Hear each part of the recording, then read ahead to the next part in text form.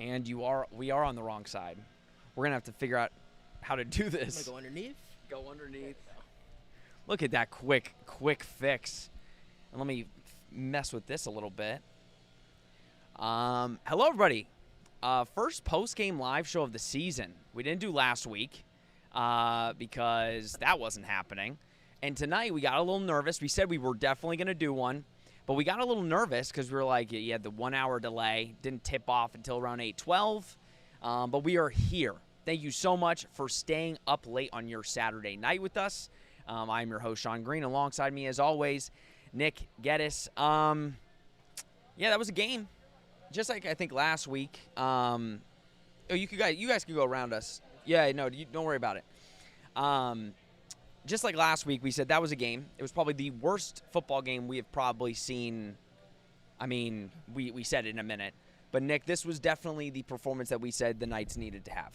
Yeah, they left no doubt. And, I mean, at times I was telling you up there, I'm like, I almost feel bad for North Carolina A&T. I mean, I'm sure they got paid a good amount to come play this football game.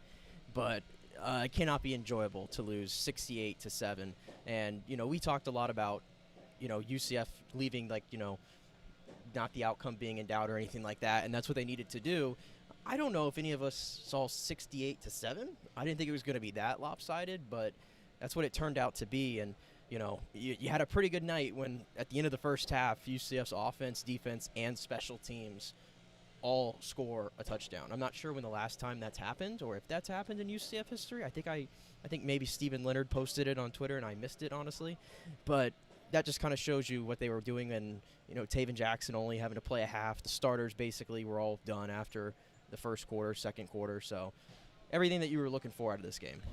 Yeah, it was 28-0 at the end of the first quarter, and we were sitting up there like, in the pregame show, in our short pregame show, me and Nick said that get past 40 points. If you can get past 40 points, you could feel comfortable about where the team's trajectory is. You have to beat up on the opponent you're supposed to beat up on. This was one of those tests. And I think, listen, we're going to get into some negatives. We have many positives, but as you know, we could probably say, we sometimes lean towards some negatives sometimes on this show, maybe personally. Well, that's a you thing. That's more of a me thing. That's a you thing. But I will say, as a all-around team game, you really can't have complaints. It was 68-0 for up until 57 or 3 minutes left in the game. 57 minutes in total that UCF did not allow a single point from North Carolina A&T. The offense, there were at times where it was really good, explosive. There were some things we definitely need to talk about. But when you put up 68 points, a lot of it's caused by the defense. It was an all-around good game. We're going to get to a lot of your questions. Put them down in the chat. Keep talking. We love you guys tuning in this late. But let's talk. Let's open with the one thing. Or did you have something that you wanted to say? Well, what did you want to open with? I wanted to open up with Taven, but did you want to open up with something else? I think it's Jaden Nixon. I think, all respect to Taven, we'll get to him. Yeah. Okay. We can start with Jaden Nixon. But this was the Jaden Nixon show tonight. He touched the ball 5 times. 5 times, and he had 252 yards and 3 touchdowns. I mean, it's one of the most absurd stat lines I think I've ever seen from a UCF player, or just in general. You just don't see that kind of stuff in college football, no matter who you're playing. So, Jaden Nixon, I mean, he's very explosive. We know that, and he started the game off with the 96-yard kick return, yep, and his second career kick return touchdown, and then he follows it up with almost a 70-yard rushing touchdown, and then he went for another one as well. So that's a guy that I want to see them get the ball in his hands just a little bit more. It didn't matter tonight. He got his 4 touches on offense, whatever. But when they get further along into the season, that guy's going to be a real weapon for this offense. And again, he showed you tonight what we were kind of missing last week, right? We didn't really see Jaden Nixon a whole lot. We saw a couple carries last week, and we both were looking at ourselves like, he was supposed to be kind of this player that was supposed to make some plays for this UCF team, and he came out and didn't really do much. Tonight, from the opening tip-off, literally, he made a case of why he is important to this team. Not saying that UCF doesn't have playmakers, because you saw tonight they do have playmakers. But when he has the ball in his hands, he's just different. And I think you saw him cut to the outside a lot of the times. And like Nick said, he only got the ball 5. He got 5 touches. I don't think UCF has had a guy on offense in the last 3-4 years, maybe, that has been that electrifying, like with his just raw speed.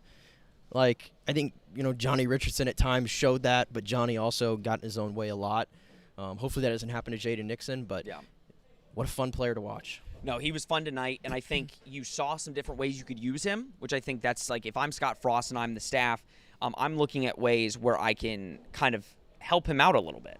And that's kind of where we can look at it and say, okay, where can we take Jaden Nixon in the weeks ahead where we can get him more opportunities? Maybe it's not downhill running right through the tackles. Maybe it is getting cut to the outside. Yeah, you could tell, like, when Miles is in there, a lot of the calls are sort of like, up the middle, I guess, to call it. And Jaden definitely, when he gets to the perimeter, he makes magic happen. Yeah. And it's interesting. You look at the running numbers tonight, and I typically, like in this game, I threw out everything I saw in the second half. It was all about the first half for me when the starters were playing. The backups, respectfully, they did their job, whatever. But it is what it is. The UCF ran for, I have the numbers right here, 356 yards on the ground. Yeah. And dare I say, I don't think they No. This sounds so weird to say. We're going to get into it. For a team that just ran for 356 yards. I don't think they actually ran the ball great. Like, at the end of the day, the long runs are the long runs, and that counts. I'm not taking anything away from that. I'm just saying, beyond that, I saw a lot of times in that first half, and I feel bad for Miles Montgomery. He just can't get a clean lane. Miles Montgomery, week 1 and week 2, is fighting for all of his yardage. Yeah. It kind of reminds me of how R.J. Harvey was having to fight for all of his yardage last year, and he was just so good that he turned it into a 1,500-yard rushing season. Yeah. Miles tonight, 8 carries for 35 yards, I think. But there was one time where he had like his best play of the game, where he just runs straight up to the middle. Defensive tackle sort of just like meets him right there in the hole, and he just bounces off, spins and gets like a 15-yard run out of it. That's the stuff that Miles Montgomery can give you. But he's having a fight for yardage, and it just kind of goes to like, I don't think the offensive line has come together yet. We talked a lot about that rotation, and Scott Frost said they were going to continue that offensive line rotation. You saw that today. Keegan Smith got beat pretty bad on a sack for Taven Jackson. Yep. So it's weird. Like I said, they ran for 356 yards, but I don't think they actually ran the ball as good as the line says. Well, let's talk about it a little bit, because that is one of my negatives, and I was saying up there how I was going to talk about it. Mark Soskin says most everyone got to play, including so many fresh running backs. That is for real. Spare Room Films also said, nice to see Stacey Gage get loose tonight. He got his first career touchdown. You mentioned it, and I think it is something that, listen, tonight is great, and we're going to get into a lot more positives. There are negatives. Nick mentioned the offensive line. I think we said the last 7 minutes of last week were positive. And tonight, I will say, the pass blocking, I think, was good for the most part. Nick mentioned the one Keegan time where he completely missed it, got blown up, and the sack on Taven. But I think the pass blocking, Taven had a lot of time to throw. Yes. There was no time where Taven had the ball where you were like, he's going to get sacked, except for 1 or 2 times. The run blocking is where you start to get a little nervous. NCA&T was really able to stop anything up the middle for a majority of the night. And I know everybody's going to say, look at the second half, look at what Jakari Brown did. You have to take the second half out of it. You need to look at kind of what the first half really was. It wasn't that UCF wasn't able to get yards on the ground. It just wasn't consistent, and it was getting blown up. It was the one thing that was really kind of getting blown up for the most part. So I think in the weeks ahead, you saw what happens when they cut it to the outside. And I think that might be UCF's strength, is designing more run plays to the outside. Because right now, Nick, up the gut is not as efficient as it needs to be. And I think it's evident in the fact that they continue, this guard rotation, that's obviously right up the middle. I mean, and they don't feel like they found, I think, the right combination yet. Hopefully that sort of like comes together sooner rather than later, because as we said earlier this week, you don't want to be doing guard rotations in, the third game of the season and the fourth game of the season. I think it's something they need to figure out. They have the bye week now. Obviously, they're going to be going back to practice and things like that. So there's still some stuff to clean up. And overall, I think the first team offense, I guess we can transition to Taven now. Yeah. What a start. He was lively to start. I mean, he threw a beautiful ball downfield to Marcus Burke. And I'm not sure why Marcus Burke, if he just sort of runs through the play, I mean, that ball was thrown right into the basket. Marcus Burke needs – And it should have been a touchdown. Not trying to, again, I don't want to be all negative, but Wade and Charles needs to play over Marcus Burke, like every week. Well, Waden got good work in tonight. But that's a play that needs to be made by Marcus Burke because I think that was the best throw that Taven Jackson made all night. And then he comes back and he throws another beautiful ball to Dwayne Thomas Jr. And obviously Dwayne Thomas Jr. had to stretch a little bit for that, but that was a really good throw. Side note, Dwayne Thomas Jr. is fun. I think him and DJ Black are pretty fun. Dwayne Thomas is legit. They've separated themselves as wide receiver 1 and wide receiver 2 in this offense pretty easily. But, yeah, and then from there, I feel like Taven, it started to get, a little inaccuracies kind of in the intermediate range. I think you would agree with that. It seemed like he was putting a lot of pepper on some of these footballs. Now, he's got an easy velocity. It's a beautiful throwing motion. It's easy. It comes off his arm really easy, but, again, it's all about touch and things like that he has to clean up. But I still think that he is the quarterback 1. I think he gives the team the best chance to win. And clearly, Scott Frost pulling him after the first half, he liked what he saw and we got on with it. Yep. Let's read a couple comments about quarterbacks because I think that kind of gets into a little bit more of a conversation. Mark Soskin says UCF had 2 quarterbacks, each run for 2 touchdowns, got 356 rushing, mostly in the second half. Yes, Taven got 2 rushing touchdowns, which those were good runs. It's not really his speed, it's his elusiveness that really gets kind of him to get free a little bit. But Rodrigo Campos says Jakari Brown needs to have many packages to utilize his running skills and size. That's one thing Gus did well, but Frost can keep even more creative with it just to shade things up. I kind of want to get into this because I want to talk about Taven's throwing because, I think on the deep balls, he was just a little off tonight. Just a little bit. It's a couple yards here or there. Even on the Dwayne Thomas catch, he overthrew him a hair. Dwayne Thomas had to go reach for that ball. On the Marcus Burke, and that's nitpicky, but on the Marcus Burke thing, that was on Marcus Burke. That was a beautiful throw by Taven. But you kind of saw as the game kept moving forward, it was just it was a little off. The deep throws were a little off. What I think is positive is the short intermediate throws. You're not questioning if he can hit those. They're those picking are up easy yardage on those perimeter throws. Easy, precise, good. So I think I can live with, if you're taking deep shots, I can live with he's not overthrowing by a mile. The passes aren't awful. There's just a couple that are off. But luckily you have a bye week coming up where you can kind of work on that and get it kind of more dialed in. I'm just happy to see that they're taking shots. I mean, this offense last year was just like we never really saw the deep shot much, and you didn't have receivers who could make plays downfield hardly. I mean, Kobe, yes, but they were always contested catches. Yeah. Now they're finding ways to sort of scheme guys open and get them on these long crossing routes that you saw twice today with him throwing 2 beautiful balls. So I think there's something, again, it's all about building. Yep. These first 2 games, it was great for a team that's trying to implement 70 new players and everything and a coaching change and all that kind of stuff. This was the best case scenario that you got to sort of iron out some of those kinks against, I was going to call Jacksonville State lesser competition, but as we saw today, they went up and they beat up on Liberty. So maybe we feel a little bit better about that. Yeah. We'll see how that goes. But tonight, in the grand scheme of things, they played a team that just had no business on the field against them, and it was easy, and it should have been. Haw and Nick said the passing game's still out of sync. Glad they got these game reps. And that's where I think you saw a lot of the younger receivers. Wayne Charles was still in the game basically in the fourth quarter. They're trying to get guys game reps. And Taven, we even said, I think we said on the pregame, if Taven can only play a half of football, then that was a good day's work. Now, again, Taven has lots cleaning up. There was a lot of throws he could have had back. Definitely out of sync and sometimes. And listen, I'm not going to say I know people are going to just anoint him quarterback 1.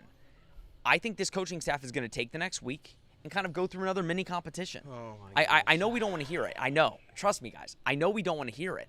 I do think, and trust me, as somebody that's saying that, I do want Taven Jackson as quarterback 1. I think he is, by far, he's shown the most. I think in this Scott Frost offense, I think he is really good. Now, I will say, I think we saw stuff out of Jakari Brown tonight that in North Carolina against UNC, I think you're going to get some really good packages. I don't think you were going to get Jakari Brown packages against Jack State. You got to see him tonight. I think you're going to start really seeing some Jakari Brown packages. But no, I do think Taven Jackson will be quarterback 1 for UNC. But Cam Fancher is going to have to go in, and there is going to be a mini competition next week. That's just how it's going to be because he wasn't quarterback 1. Cam got injured. I don't want to disappoint anybody, but I think we all assume that Taven he just got 2 wins for the program. I think he's going to probably go into practice this week assuming he's the guy and wanting to be the guy moving forward. I just want to let him grow. I'm not interested. Like I said earlier this week, I'm not interested in any more quarterback competitions. I'm not, especially mid-season now. I'm just not for it. I understand Cam got injured, but that's sports, man. You said you can't lose your job to an injury. I disagree. I also disagree. You absolutely can. I also disagree. You absolutely can, and I think, as much as they need to, clean some stuff up, and Taven has to clean some stuff up too, I just trust him a lot more than Cam Fancher. I agree. I just do. Especially, I'm sure Cam Fancher probably adds a different element from a running standpoint, but just strictly throwing the football, which is, last I checked, that's what quarterbacks do. They throw the football. You like how I dumbed that down, huh? Yeah, a little bit. But yeah, I would just ride it out with Taven, and I want to see him continue to develop with some of these, young receivers that I think are starting to pop a little bit. Let's read a couple of your comments that you keep putting in. Again, please put in some comments. We truly appreciate you joining so late and joining the show. Regal Knoll said, nice win, great show, awesome offense by UCF. Kind of looked like FSU today. We were about 9 points too short. It's a compliment. That is a compliment. I will take it. Just incredible. Sean remembers I called Scott Frost last year. Just incredible. You listen, some of the stuff you say usually I don't give you enough credit for, but yes, you were on Scott Frost. I gotta give you credit. Let's look. Got Guava. A lot of hard tackles this game. Good intensity, and special teams look a lot better this year. Any thoughts? We can talk about defense a little bit. I think the defense, a lot of people talked about the defense in the fall camp, even in spring, about how good this defense will be. Even though, again, the jury is still out. We kind of do this every year where the first 2 games, they kind of get cupcakes, and you look at the defense, you're like, the defense is going to be really good, and then it gets real tests. They do look a lot faster. They look faster. They look more dominant. They're getting behind the line of scrimmage. Do I want to see the run defense kind of cleaned up a little bit? Yes. I think sometimes it can get leaky, but let's be real here. There was only one North Carolina A&T series. I think it was their second series on offense where the defense got really leaky. Besides that, it was basically smooth sailing for the defense, which is what you want to see out of a game like It's also one of those things where both the teams they've played, I'm probably putting it lightly, less than stellar quarterback play. Sure. And quite frankly, tonight, North Carolina A&T could hardly even do a drop back without pressure. Yeah. And specifically Malachi Lawrence early on, it was like one of those things where you see him beat his man and you're just sort of like waiting for, oh, he's going to get him, and he did. And obviously, Gets working here. Quarterback's name is blanking for me right now for Champ Long. Obviously, Champ Long went down with what looked to be a pretty nasty injury. So obviously wishing him well. But there was a few times where Malachi got to him, but the defense, they're just making plays. They're getting turnovers. You saw. I'm blanking again. Who got the pick?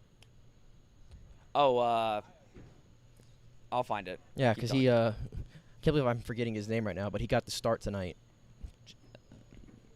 Keep talking. Jaden McDonald. I wanted you to find it. Jaden McDonald, there it is. He gets the really good pick that was created by the pressure, obviously. And even my boy Horace Lockett, who, again, I told you he's quickly becoming my favorite player on this team, and that was really reinforced tonight. He almost got a thick pick 6. We almost had a thick pick 6. I would have gone. I know you're not supposed to cheer in the press box, but I would have gone crazy for that. No, people were going. I would have gone crazy for the thick pick 6. So Horace Lockett's doing his thing. Interior defensive line continue do their thing. So I think I have a favorite though. Oh, go ahead. Cole Kozlowski.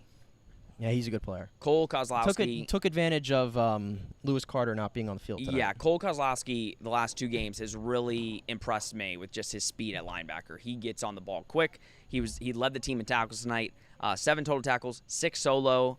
Sincere Edwards, 3.5 tackles for a loss. Yeah, he got a lot of work in the second half. Got a lot of Rodney Laura, 3 tackles for a loss. He had the fumble recovery in the end zone, Rodney Laura. Yes. So UCF had 11 tackles for loss tonight, 2 sacks, which, again, I think they're going to be the first to tell you. Alex Grinch will be the first to tell you that they want more. He said that last week after only 2 sacks. But, again, I think when you get tackles for loss, those sorts of things, that kind of gives you a little bit more confidence. I would like to see more sacks, but I'm happy with where we're at right now. Let's talk a couple more, or keep talking. You guys are putting stuff in the chat. We appreciate it. 8 of the 9 Big 12 schools, Mark Soskin, 8 of the 9 Big 12 schools that have lost are on the night schedule. They are all beatable. Yes, but that also is the Big 12 in general. This is the Big 12 being chaotic. So this is public service announcement to our new listeners or maybe new Knights fans or whatever. The Big 12 is crazy. A team can lose 1 week to a really bottom feeder team, and then the next week, look at UCF when they beat Oklahoma State. Nobody thought UCF was going to beat Oklahoma State a couple years ago. So look at the Big 12 schedule, get excited. There are some teams, especially coming up. Kansas State looks like a team that UCF could beat. At the end of the day, UCF just beat Jack State 17-10. Yeah. So I don't want to get ahead of myself. we don't want to get ahead. I don't want to get ahead of myself, but I looked at the schedule. UCF could be 4-0 in September. I re-looked at the schedule, and I see North Carolina, who did not have a very convincing win against Charlotte today. But we didn't against Jack State. I look at Kansas State, who lost at home to Army, who had lost at Tarleton State the week before. I look at West Virginia, who lost to Ohio. Shout out Parker Navarro, another Gus Miss. Did I say that? A lot of Gus Miss. I look at Oklahoma State, who had a program ruiner, I guess is a way to put it, today against Oregon. And I'm like, Houston, I don't think they're convincing either yet. All of a sudden, the schedule, it doesn't look as daunting. Yeah. It looks like you might have avoided a lot. The hierarchy. You did. I mean, quite honestly, you don't have to play Texas Tech. Oh, wait, no, they do play Texas Tech, right? They do play Texas Tech. You don't play Iowa State. You avoid some of the better teams in the conference, I think. So, and you play some of the teams at the bottom of the conference. Yeah. So that gives UCF a punching chance, and we got a lot of time to prepare for the North Carolina game, so I'm not going to get into that now. But let me just say that I kind of feel better about UCF right now more than I would North Carolina. I want to get to a comment from one of our channel members. If you guys don't know, we have channel memberships. PBJ729 right there is a channel member. If you want to become a channel member, just go to our channel page. We've got 2 options for you. We've got a lot of great content there. But he says the lack of sacks is because once both of their quarterbacks went down, their running back was taking a lot of the snaps. Yeah, they just wanted to get home. Yes, they wanted to get home in the second half. They did have a third quarterback. The guy that was out there was a quarterback on their roster, but they were handing the ball off a lot in the second half. They were done. They just wanted to get home. That's not surprising, but we appreciate you being a member. And if anybody wants to join, definitely look at our channel page. Got a couple. One I want to talk about just really quick has nothing to do with the game, or I'll save it. Joshua Clark, we're going to read your comment at the end because I do want, that's a topic of conversation that I definitely want to talk about. Rodrigo Campos kind of talked about Jakari having more packages. I think that's something that we think you're going to see a lot more. Just incredible. Wow, did we unleash the defense or what tonight? Yes, but I think we just have to take a beat and know who we were playing tonight. But for sure. Artman Shan, not going back to the beginning, but that immediate kickoff return was insane. I was going to say this. It's almost like last week we had the should have been 75-yard touchdown on the first play, but it got overthrown. Right. This week we get the first play that actually happened. Yeah, and can I say this, by the way? I want to give a shout-out to the UCF fan base and the UCF students because obviously we had a kickoff, an hour-long delayed kickoff, and you couldn't tell that the game, it looked like everybody came to their seats. Nobody went home because, it's raining, whatever. Everybody showed up. Yeah. Stadium looked good. And on that return kickoff, I felt a slight little movement in the press box. I felt a little bit. And I was like, man, the atmosphere early on in this game, first half for sure, was on point. And I was like, this is against North Carolina A&T. And so shout out to the UCF fans who attended the game tonight. I thought y'all did a really good job in the first half. No, I think I was really nervous. I mean, I always get nervous when there's a delay or rain because I always just assume everybody's going to go home. But no, obviously the student section was filled pretty well. It was about half of the student section in the back there. But again, This side was full. This side was full. For this game, I was pretty pleased with it. So yeah, shout out everybody that stayed for the game, came to the game. Yeah, still looking at a couple of your comments. Just incredible with Scott Frost's offense. Do y'all think that we can upset at least 3 Big 12 teams, like perhaps West Virginia, Houston, Oklahoma State, and K-State? Well, that's where we don't want to get ahead of ourselves. We did this last year, and that's why I think we've matured. We're maturing. Each year we matured just a little bit. Last year we did this after whatever the second game was, or Villanova. Was it Villanova? No, that was year. I think that was the year before. Oh, that. It was geez. New Hampshire and Sam Houston State. Yeah, after Sam Houston, I think we did this whole thing where we looked at the schedule and we said, "Ooh, okay, what games can UCF win?" And I think, like, you guys look at West Virginia, you look at Houston, you look at Kansas State, you look at Oklahoma State. And, yes, listen, you're getting all of those teams at home. And that's – except K-State. So you get really 3, not cupcakes, but you get lesser Big 12 right now at home. Now, guess what? In a week, again, one of them might have a huge win. West Virginia, again, they can have a huge win. It all is kind of just building. So – tonight's exciting. I hope you just go watch all the highlights for the next 2 weeks and remember that this offense was working, because there might be some times this season where you kind of look at the team and you say, what the hell? And I'm just being honest there. But tonight you saw the improvement, and we talked about that. It's not necessarily about the score. It's about the improvement from week 1 to week 2 and the improvement from the team as a whole. Yeah, it was there. Big time. The improvement. Yeah, it looked like a little bit of a different team than we got last week, which should have been. It should have been. Let's take a couple more just before I get to the long one. Rodrigo Campos, I also think that Taven Jackson should be quarterback 1 for UNC. Yes, they need to clean things up, but need to let him grow and jive with the team. Side note, Cam didn't play as well as TJ last game before injury. A lot to unpack there, yes. Little lesser competition for this one, and that's why we said you can't take as much from this game. I think the way Taven played left a little to be desired, and I think that's where we're kind of sitting here like, do me and Nick both agree Taven should be quarterback 1 moving forward? Yes. Do we agree that there are some stuff that needs to be cleaned up that maybe kind of make you question how good he can play against a top-tier opponent? Yes, but also he just became technically this week, he became quarterback 1, not officially, but just for this week. I think, yeah, you do need to give him some time to kind of get the mindset of quarterback 1. But at the end of the day, the dude's been playing quarterback for a long time, and he's got to make some of the throws he missed tonight. But he has looked the best out of the things that we have seen with our eyes. Yeah, and just understand that none of these quarterbacks are – I'm trying to figure out how to phrase this. Top tier. Yeah, I mean, that's probably a better way to – I didn't want to say it like that. I mean, I'm blunt. I mean, let's not kid ourselves here. Yeah, and they have a lot of all these quarterbacks have flaws. And if you're expecting Taven Jackson to at some point just turn into this, elite gunslinging type I just don't think that's going to happen. No. So like good at giving UCF the best chance to win, I think is defined a little bit differently than like Taven's going to come in and just, by himself lead them to victories. It's not going to be that way. And like I said tonight, I know they ran for 356 yards, but I think once we get further into the season, I think there is some things they need to clean up in the run game. I think the offensive line, like if you want to take, you said like there's not much you can take away from tonight. I can take away from the fact that I think the offensive line still looks a little suspect. Yep. And the run game needs some work. It does need some work, and those are things that thankfully they have, 13, 14 days off now to sort of iron that out before we start getting into play, real teams. Yep. Lou Vierin. Lou Vierin watches all of our streams when we do them. Says, shout out Nick who has to drive to Tampa tonight.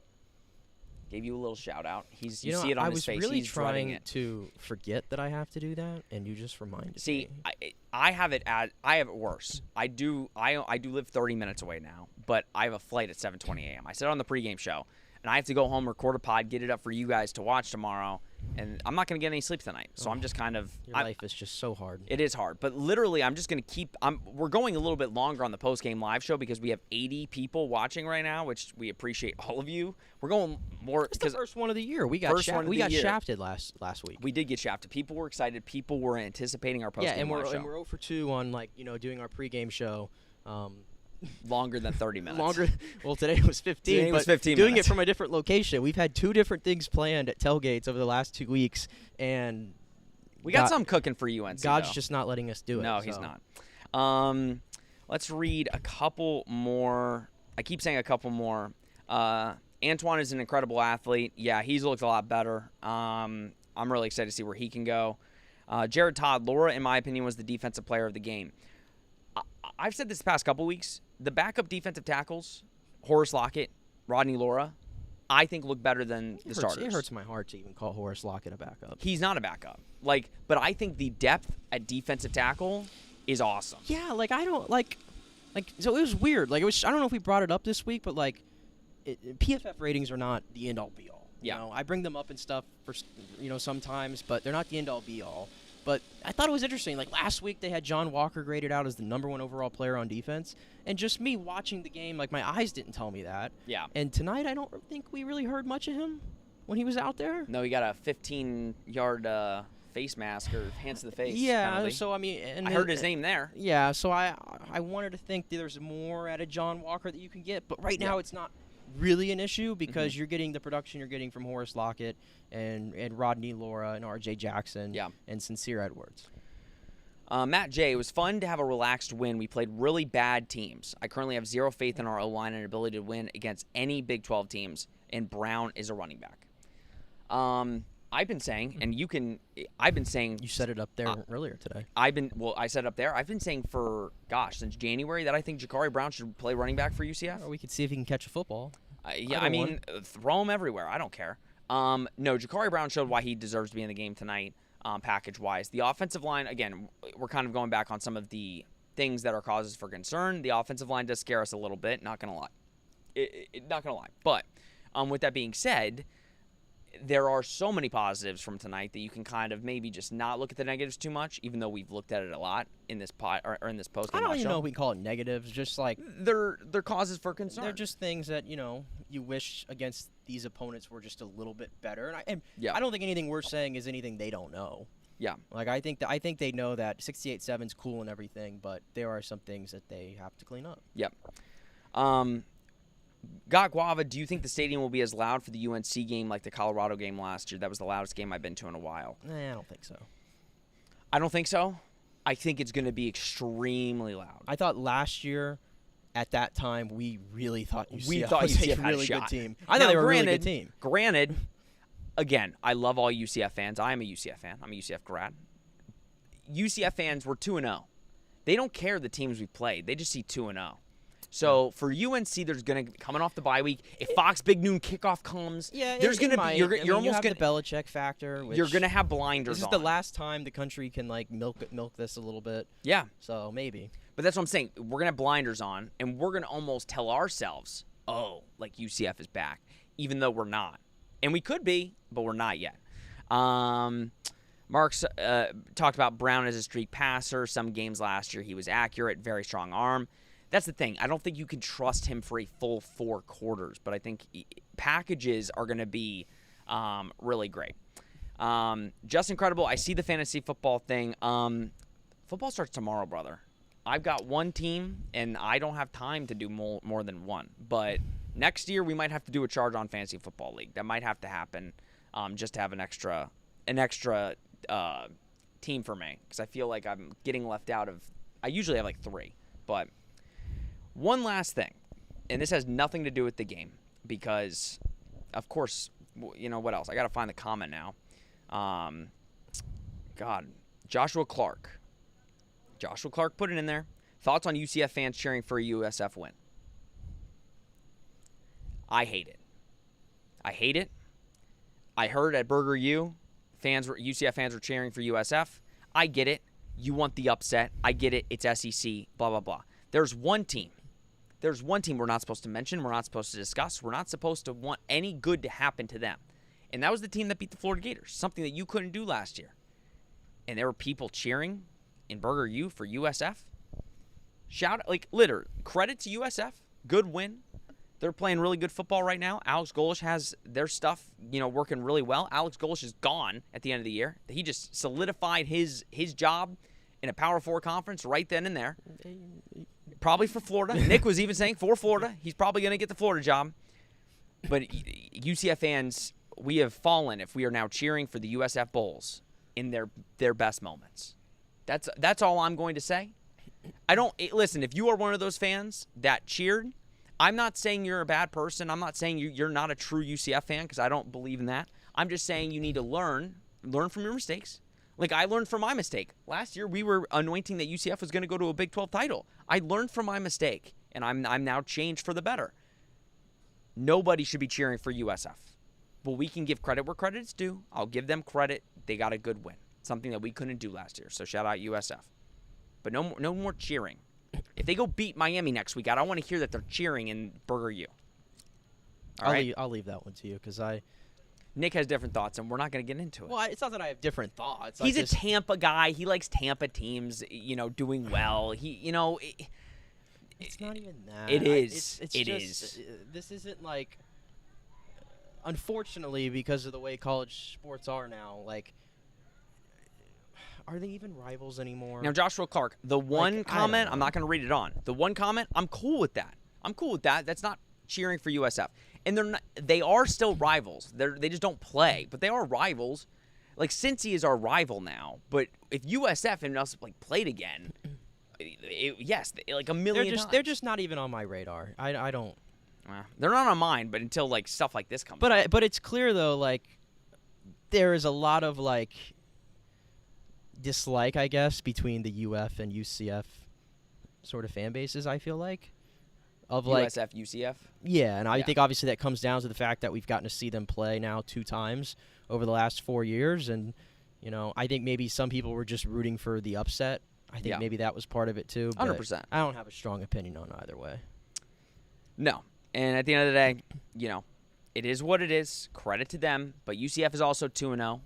Maybe not as impressive wins against impressive teams like they've beat, even though I don't think Boise was much impressive. And I also don't think Florida is. I think Florida's mid. But just a personal. By the way, because I see Justin's comment there that they are rivals. Yes, you're right. They are. I guess they will always be rivals, but I'd hate the fact that they don't play each other anymore. UCF is on a different level. We all know that. I wish they played each other, because now the rivalry, it's almost like they're still rivals. It's paused. But we're on pause right now. And guess what? I'm sure, I don't know this for a fact, I'm sure Terry Mahajer wants to get something done. I'm sure there is a want. I mean, hell, USF wants to play every other team in the state. So. And I'll make a prediction. I think by the time the Bulls have their stadium built, I think there will be a ongoing year-to-year series. I think that will happen. I think it needs to happen. But I also understand if fans don't want to play them again. But don't you think it gives you something to look forward to at the end of every year? I'm all for it. I don't care. Yeah, it's a little different than this year. What are they going to Provo in the final game of the year? Yeah, a little different. Yeah, it doesn't hit the same. Different. All right, everybody. Thank you so much for tuning in. We're going to call it. We are going to call it 12:18. We went over 30 minutes, I believe. I think we did, and that's all because of you guys for tuning in. We do this for you guys, even in these big blowouts. And I'm relishing in the fact that this is a UCF win. It's a blowout because, as you guys know, last year we had a lot of these post-game live shows where we were dreading having to come on because it was the same talk, same song and dance. Keep saying what you guys think in the comments. We love that you guys are all kind of talking to each other, chatting. That is our community. We really, really do appreciate it and love it. Nick, any final thoughts before we have a long night, each of us, ahead? We'll be okay. We'll be okay. We love doing it, and thank you. Great turnout tonight. Great turnout tonight. Appreciate you guys on the post-game show. We greatly appreciate it for North Carolina A&T. So we expect whatever happens after North Carolina that we're going to have a fantastic turnout for that. So let's have a season, okay? I know that it's not technically fall yet, but in my opinion, when football comes back, it's fall. Fall. The NFL starts tomorrow. Enjoy that. Now we're going to start getting this on Saturdays and Sundays. So let's just be excited about that. Football's back. Best time of the year. And the next time we see y'all, North Carolina. I'll see y'all tomorrow morning. You will. With a new episode of Charge On per usual. Never sleep here at Charge On. Got Guava. Love the growth on the pod. Shout out you guys. We appreciate you guys. It's all because of you. We do the work, but if nobody watched, we just wouldn't have any views. We'd still do it. Just nobody would watch it. But we appreciate you. My final thoughts, good win. I'll give all my thoughts. I'm not going to do it twice. Tune in to Charge On tomorrow morning and go check out the podcast. And we'll have one pod next week. We'll drop a pod on Friday, kind of recapping the first 2 weeks. So be on the lookout for that. And then right to UNC. So early bye week, which I think is much needed for UCF. Thank you guys. As always, please like, subscribe, comment, share. Do all that you do. We greatly, greatly appreciate it. If you want to become a channel member, we would truly appreciate it. It helps us out. If you want to send us a donation, we appreciate that too. If not, you commenting and subscribing really helps us out. So we truly appreciate it. All right, everybody. For Nick Geddes, I'm Sean Green. UCF wins 68-7 against North Carolina A&T. I will see you tomorrow with an all-new episode of Charge On. Have a good night, guys.